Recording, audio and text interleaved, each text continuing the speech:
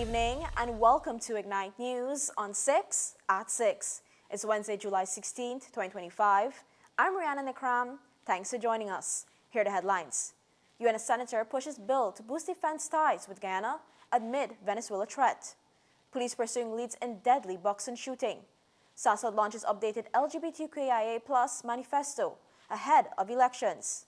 And ACDA has launched Emancipation Festival 2025, promising a powerful celebration of African culture, history, and pride. U.S. Senator Michael Bennet has introduced legislation aimed at strengthening American security cooperation with Guyana and deterring Venezuelan aggression. Bennet, who sits on the Senate Intelligence Committee, says the bill will require the Pentagon to assess current military cooperation with Guyana and recommend ways to improve it.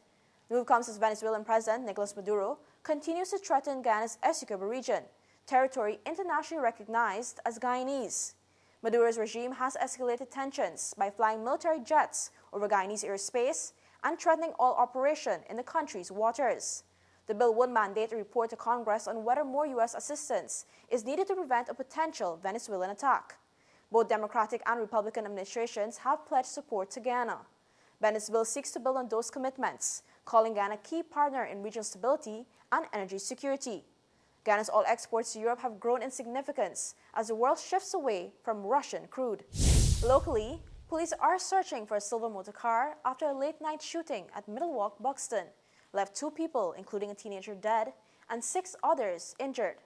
The victims, 17-year-old Leon McFarlane and 38-year-old businessman Mark Correa, were playing cards and dominoes at a local shop when gunmen opened fire just before midnight. Both died after being rushed to hospital. 6 others, aged between 17 and 60, remain hospitalized with suspected gunshot injuries. According to a statement from the police, investigators recovered over 40 spent shells at the scene. A silver motor car, registration PVV 7616 or 7661, was seen circling the area and is believed to have been used by the attackers. Police suspect the incident may be linked to a conflict involving one of the injured victims and a known gang called Team Diamond. That individual is under police guard. Today, Home Affairs Minister Robson Ben visited the crime scene, met with grieving families, and promised a full investigation to deliver justice. Still on matters of public safety, police have issued a wanted bulletin for Bradley Samson, also known as Doggy, in connection with a violent confrontation at the Square of the Revolution on Monday. Samson, a well-known social media personality and political organizer for the We Invest in Nationhood WIN party, was seen on video drawing a gun, pointing it at a young woman and hitting her. The altercation reportedly stemmed from a dispute over payment for political mobilization tied to Nomination Day. The incident has sparked outrage online and prompted swift calls for police action. The wanted bulletin released last evening indicates that Samson is wanted for assault, threatening behavior, and illegal firearm possession. WIN's leader Azrin Mohammed has since condemned the act, distanced himself from Samson, and apologized publicly to the victim. He stressed that WIN does not condone violence of any kind, especially against women. This is not Samson's first brush with the law. He was charged in May for his role in another fight at the same location. Samson has since issued a statement apologizing for his actions and promising to turn himself into police. The Guyana Elections Commission has clarified that it will not be able to declare official results on the night of December 1st elections. In a press release, GECOM responded to media reports suggesting that Chief Election Officer Vishnu Prasad had indicated results would be declared on election night.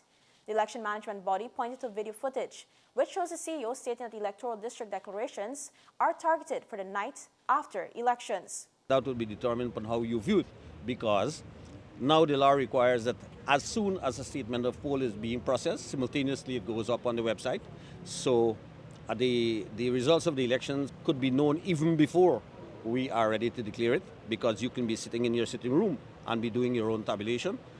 But insofar as a declaration is concerned, at the level of GECOM, at the district level, we're earmarked to have declarations done by the night of the day after elections. GECOM said the inaccurate reports have caused unnecessary public anxiety and confusion. The Commission stressed that several legal steps must follow the close of polls, including the counting and tabulation of votes, uploading of statements of polls, and time for any recount request. Because of this, GECOM says a same-night declaration is simply not possible. This is not a straightforward question that I can answer. We don't know if there will be a request for a recount. And if there is, then naturally it holds back a national declaration. The agency has urged media houses to report responsibly, especially during this politically sensitive period. GCOM ended by reaffirming its commitment to transparent and credible elections and acknowledging the public's desire for timely results. When we return, calls for equality take center stage as SASOD unveils its updated LGBTQIA Manifesto. The ExxonMobil Guyana Global Super League is back and it's bigger than ever. Defending champions, Rangpur Riders return to defend their crown, but the Warriors, the proud hosts, are ready to battle on home soil. The best from Australia, New Zealand, and the UAE join the fight for global glory. The ultimate test, the ultimate prize. It's the clash of the T20 champions. Get your tickets now at Warriors Box Office or GSLT20.com. Welcome back. SASOD launches its updated LGBTQIA Manifesto ahead of the elections. Free equality, mental health care, job training for vulnerable groups, and the repeal of discriminatory laws form the core of SASOD Guyana's updated LGBTQIA Manifesto, launched today ahead of this year's general and regional elections. Building on Guyana's first manifesto released in 2020, the new version outlines 10 key policy recommendations. SASOD is urging political parties to adopt these into their platforms and follow through if elected. The launch was held at the Harmonson Lodge Hotel in Georgetown. Among the top priorities, emergency shelters for youth escaping violence, inclusive health care and education, the repeal of laws criminalizing same-sex intimacy, and comprehensive anti-discrimination legislation. Delivering the keynote, SASOD founder and managing director Joel Simpson said legal reform is essential to achieving these goals. A strong majority of Guyanese people believe it's time for LGBTQIA people to be treated with respect under Guyanese law. And when we go to the ballot box on September 1st, we will be voting with our values. LGBTIAQ people will be voting in this year's election because, like all other Guyanese, we care about having a government that prioritizes protecting our families and ensuring that everyone has the same opportunity to build a life and care for their families in Guyana. We call on candidates to take note. 54% of Guyanese want our outdated laws criminalizing intimacy between men to be repealed. 72.4% believe that workplace protections should apply to LGBTQ workers as well. Simpson also stressed the need to elect candidates who support inclusion and announced a July 29 town hall to which all 7 contesting parties will be invited. We're planning to send out invitations as early as tomorrow, but definitely before the week is out, to all 7 of those parties that are on the ballot to participate in the elections town hall. How it works is that the party determines who its representative would be, but that representative which comes to the town hall represents their party and their party's policy positions on these issues. So we now see, yes, you're very right, that there are candidates who have not been supportive before politics, before they've gotten involved in political parties. Some of them are now involved in coalitions. So it will be interesting for us to see what those party positions are. Also speaking at the event, businessman and LGBTQIA advocate Enzo Matthews called for greater respect and urged political actors to give serious consideration to the community's recommendations. What's really being mentioned here this morning, it really includes every one of us. I know you might say, but I'm not part of the community, but your neighbors are a part of the community. All right, your friends, the people that you work with, some of your closest colleagues are a part of the community. So, what the manifesto really does is really just bringing everyone together. There's so much about one Caribbean, one Guyana, all of these things, but then we are very, what we call, shy when it comes to these types of matters. And it's very important to note that we cannot pick and choose when we want to come together as a people. all right? We should always come together as a people holistically for every cause, once it makes sense. SASOD Guyana remains one of the country's leading voices for ending discrimination based on sexuality and gender. Chief Justice Acting Roxanne George has ruled that President Irfan Ali acted within the law when he extended Police Commissioner Clifton Hickens' tenure beyond the retirement age of 55. A challenge to extension has been brought by Troy Garraway, represented by attorney Dexter Todd, who argued that the president acted unlawfully. But the court disagreed. It found that while the Constitution says the police commissioner must retire at 55, it also gives the president the power to extend that term up to age 60. Attorney General Anand Lal, who represented the state, said on his program Issues in the News that the Constitution does not bar such extensions. No provision of the Constitution prohibits the president from appointing a commissioner of police after the age 55.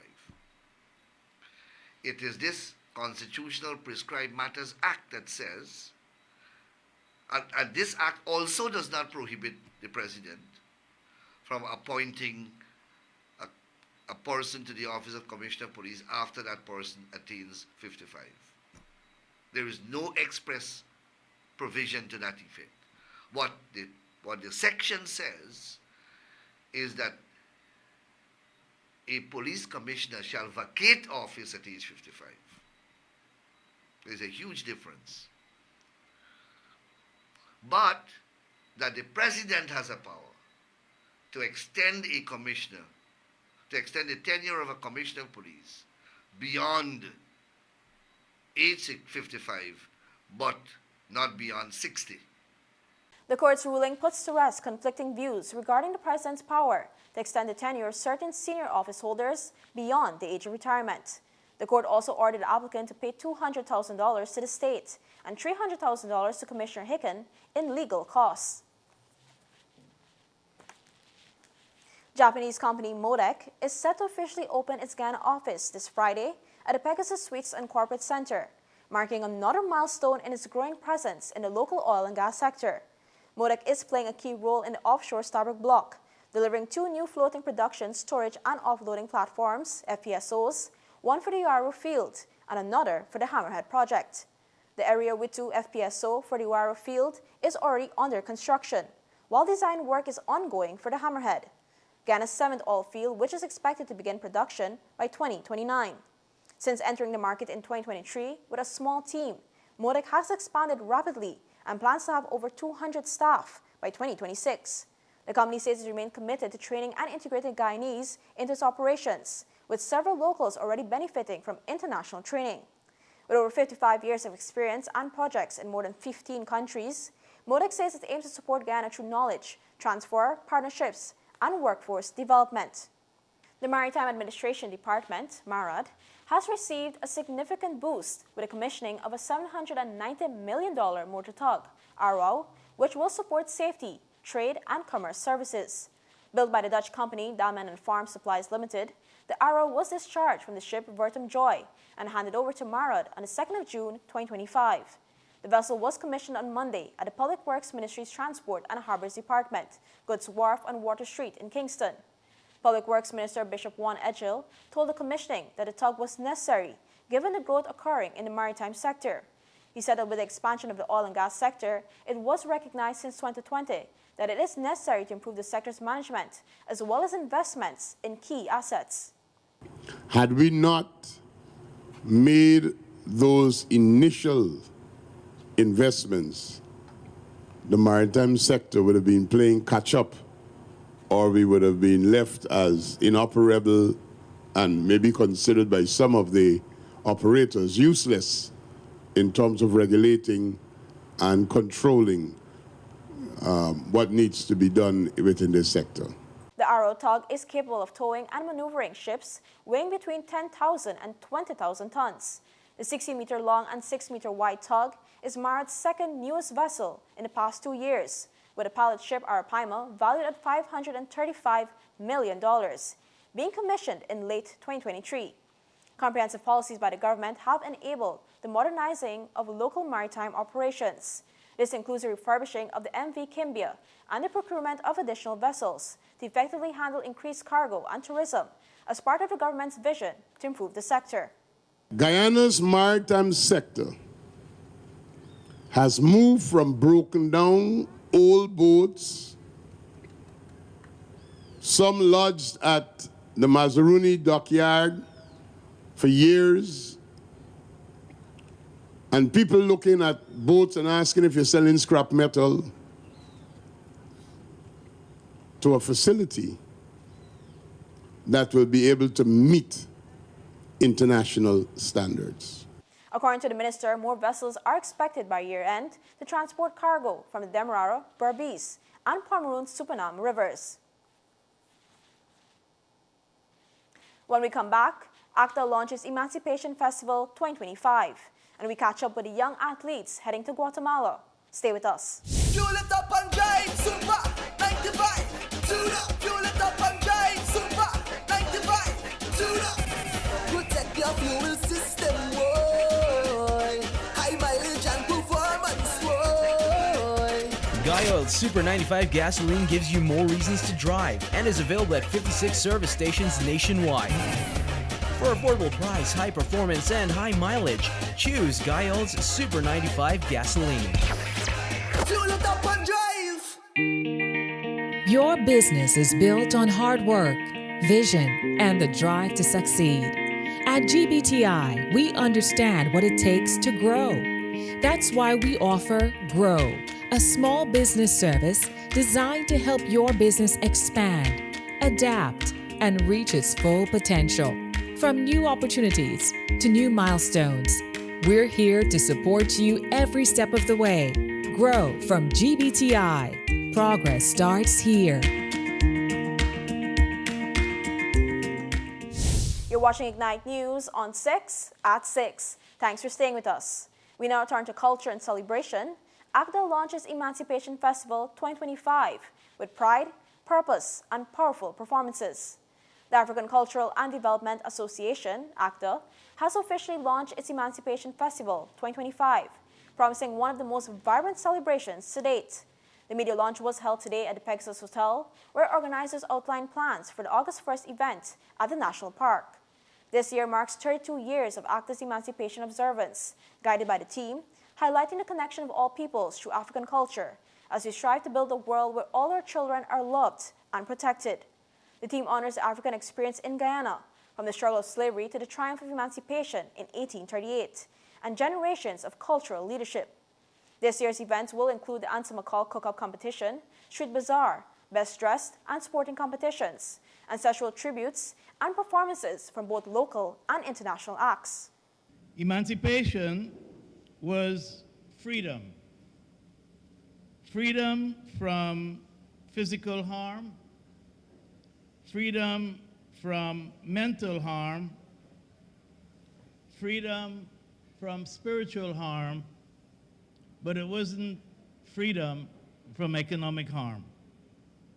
Our theme this year is highlighting the connections of all people through African culture as we strive to build a world where all of our children are loved and protected.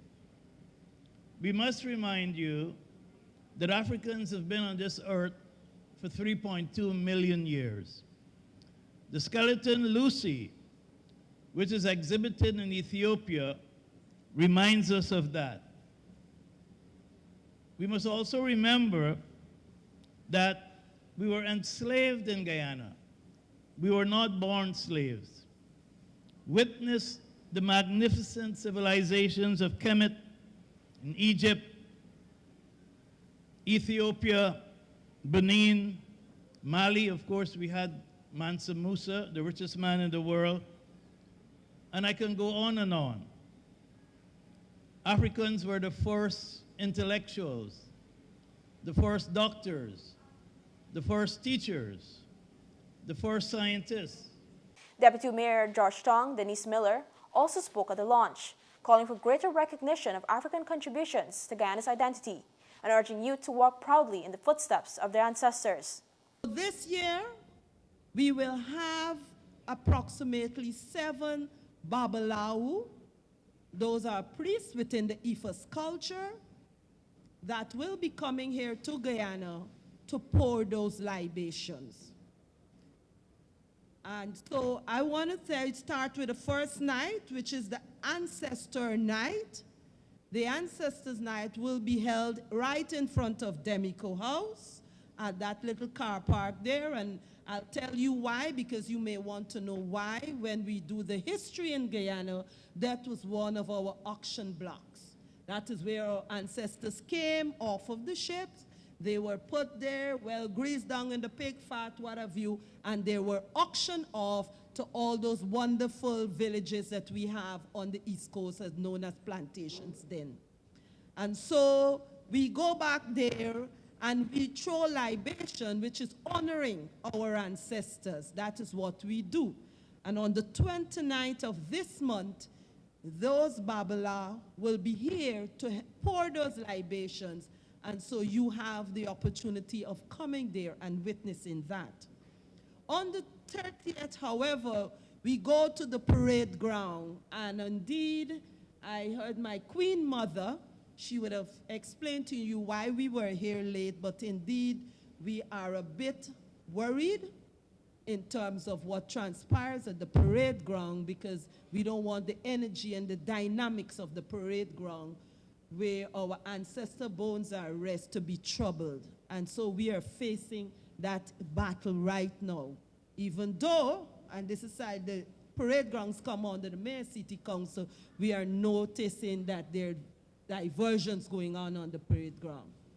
In ancestral worship and in the Ifa culture, the work of our ancestors are very important for us because we are today here based on them, on whose shoulders we stand. The work begins with them.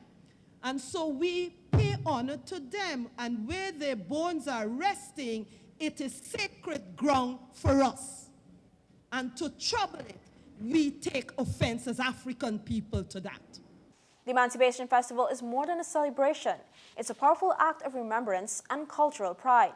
With the festival now officially launched, anticipation is building ahead of the 1st of August, a day that promises music, movement, and meaning at every turn. In sports, a 3-member Guyana badminton team is heading to the 33rd Yonex Pan Am Junior Individual Championship and camp in Guatemala. The team comprises Mishka Bihari under-19 girls singles and Royal Rambarchi under-17 boys singles, accompanied by senior athlete and coach Priyana Ramdani. They have extended their gratitude to the Guyana Olympic Association and the Ministry of Culture, Youth and Sport for their support. According to Guyana Badminton Association President Emily Ramdani, the team will compete in the girls singles under-19, boys singles under-17, and mixed doubles under-19 categories. In cricket action, the Central Stags bounced back from 2 early losses with a thrilling 16-run win over the Hobart Hurricanes 11 in Game 7 of the ExxonMobil Guyana Global Super League. The Stags won the toss and put up a strong total of 167 for 4, the highest score so far at the Guyana National Stadium this season. Skipper Tom Bruce and player of the match, Curtis Heafy, both scored half-centuries, with Heafy unbeaten on 50 off just 38 balls. The Hurricanes struggled early, losing key wickets and looking out of the contest at 62 for 5 in the 13th over. But Mohamed Nabi and Fabian Allen staged a powerful late fight back, hitting boundaries and sixes that brought the Hurricanes close to victory. Despite hitting 3 sixes in a row and reducing the target to 19 runs in the final over, the Hurricanes fell short when Blair Tickner held his nerve, taking a crucial catch and bowling tight. This loss leaves the Hurricanes with back-to-back defeats as they prepare to face the top-ranked Guyana Amazon Warriors in the next GSL fixture. England has been fined and docked 2 World Test Championship points for a slow over rate during the recent Test victory against India at Lord's. Ben Stokes' team won the 3rd Test by 22 runs, taking a 2-1 lead in the series, but their slow bowling plays frustrated the Indian side. In Test cricket, 90 overs are expected to be bowled each day, with a target of 15 overs per hour. On day 2, only 72.3 overs were bowled, resulting in 15 overs lost due to slow play. Match referee Richie Richardson ruled that England were 2 overs short of the required rate, even after accounting for allowances. Captain Stokes accepted the penalty, with the team fined 10% of their match fees. As a result, England dropped from second to third in the World Test Championship standings, with Sri Lanka moving up to second. This is not the first time England have faced such sanctions this year. They were docked 22 points in the previous 2023 to 2025 cycle for similar offenses. Still ahead, controversy in Cuba, lawsuits in the U.S., and the ICC stands firm on war crime charges.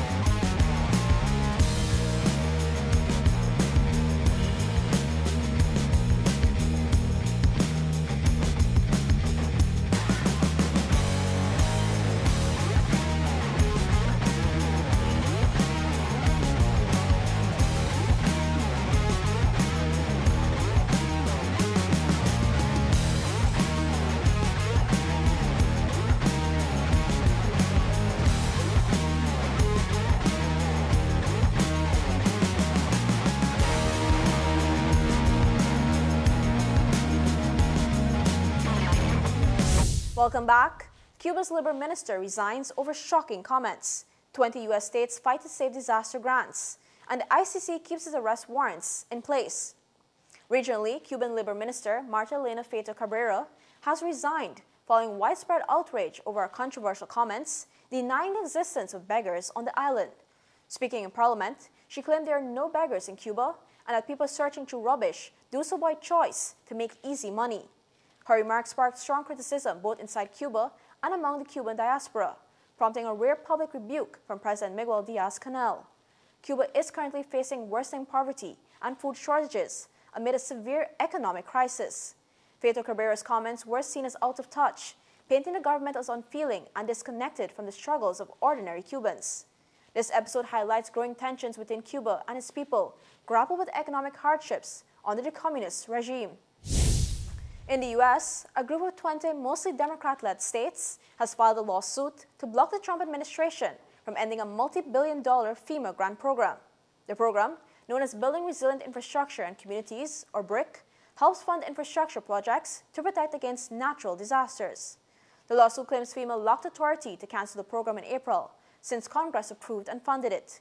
FEMA says the program was wasteful and politicized, but the states argue that disaster mitigation is a core part of FEMA's mission, protected by law. The program has funded shelters, flood walls, and road improvements, mostly benefiting coastal and rural areas. Massachusetts Attorney General Andrea Campbell said the recent deadly Texas flood showed how crucial this funding is for saving lives. The states want a court order to reinstate the program while the case proceeds, challenging the administration's move to cut disaster funding. Finally, judges at the International Criminal Court have rejected Israel's request to withdraw arrest warrants against Prime Minister Benjamin Netanyahu and former Defense Minister Yoav Gallant.